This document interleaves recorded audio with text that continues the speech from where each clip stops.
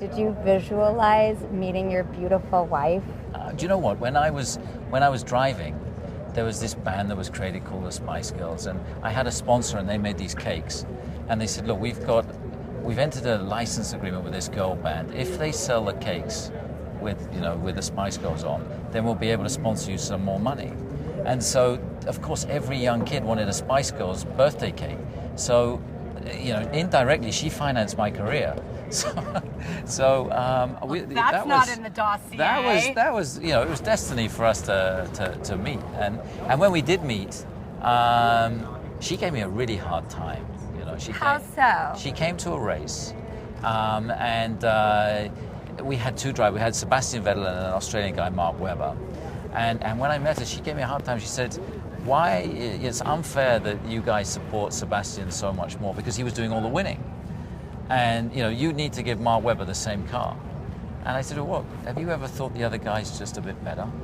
Also, how does she know about racing and what's best? She liked it. She liked the sport. Her dad was a car dealer, so she liked cars. She liked speed, and I just liked her spirit. I liked the fact that she was prepared to take me on and have she has moxie. Yeah, that she was prepared to take me on and have a go. So then what? Then she walked off, and I said, "Look, I always preferred Baby Spice."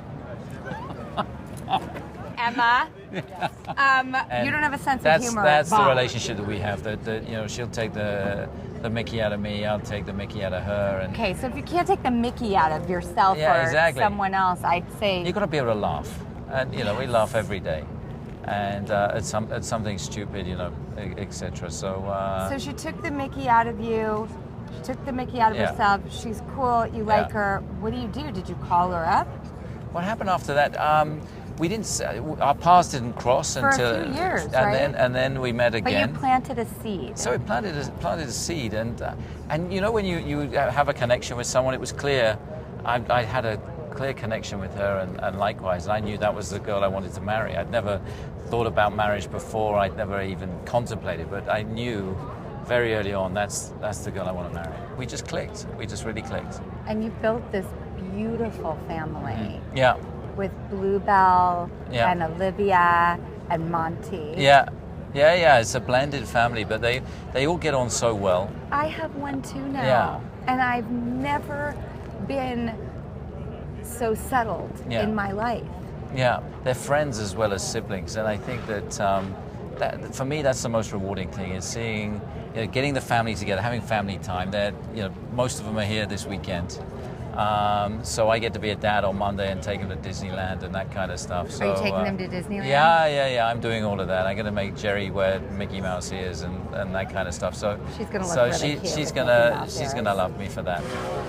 Okay, is it true that you have a lucky toilet?